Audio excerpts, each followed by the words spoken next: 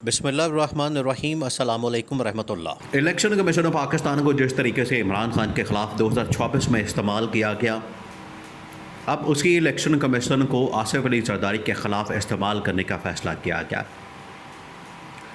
आसिफ अली जरदारी के ख़िलाफ़ बहुत सारे ऑप्शन खोले जा रहे हैं, क्योंकि प्यार से जो समझाने की बात की गई, बताया गया, समझाया गया, आसिफ अली जरदारी ने उस ऑप्शन को रिजेक्ट कर दिया।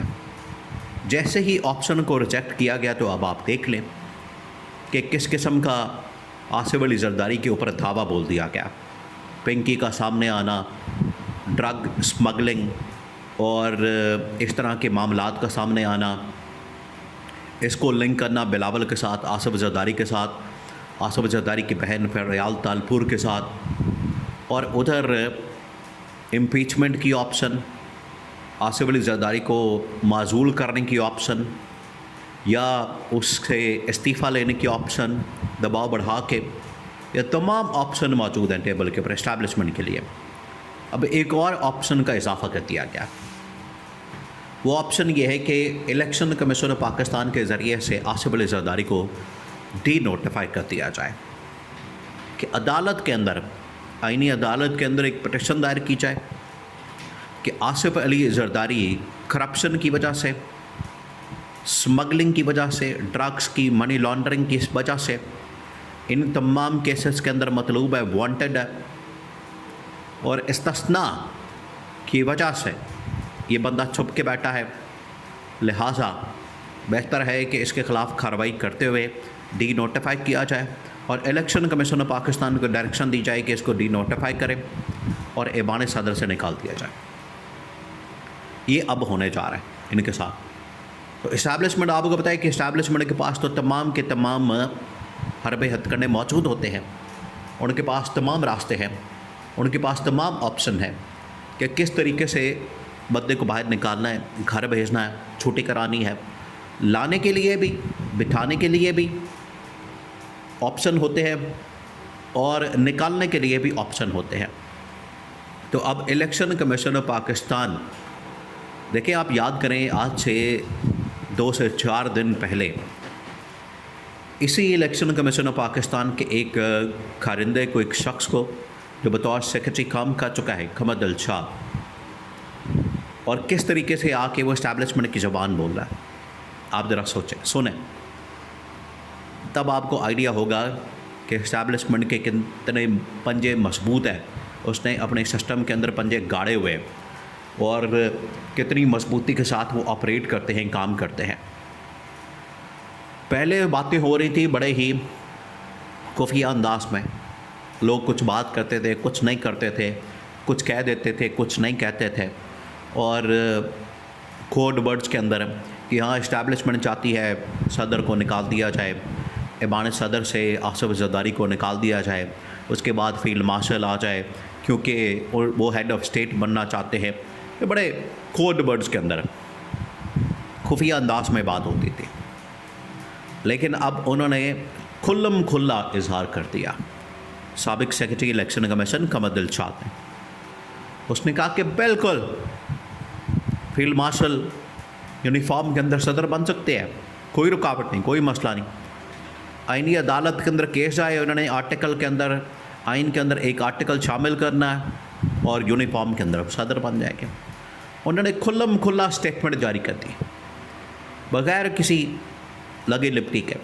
उन्होंने बता दिया, जिससे बिल्कुल वाज़ेह हो गया कि field marshal army chief general Asim Munir किस तरीके से सदर बनना चाहते हैं और उनका रास्ता बनाने के लिए ये सब कुछ किया जा रहा है। आज आसिफ अली जरदारी को पैगाम दिया गया, और पैगाम किसके ज़रिए? शहबाज शरीफ के ज़रिए। शहबाज शरीफ को भेजा गया। अब आप ज़रा इमेजिन करें जो सूरत हाल बनी, ये दोनों के लिए बड़ी तबाहकुन है। दोनों का अब इक़्तिदार बिल्कुल फाइनल स्टेज की तरफ जा रहा है, कम डाउन स्टार्ट हो चुका है। ज़्यादा देर टिक नहीं सकते, इनको टॉपल करना, इनको घर भेजना वक्त की ज़रूरत है और ज़रूरी भी है, क्योंकि ना ये डिलीवर कर पा रहे हैं, ना आवाम में इनकी मकबूलियत है, ना इनके पल्ले कुछ बचा है।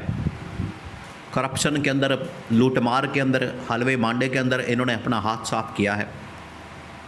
तो 2-2.5 साल, 3 साल, 4 साल इतना अरसा इन्होंने गवर्नमेंट चला ली है, हुकूमत चला ली है।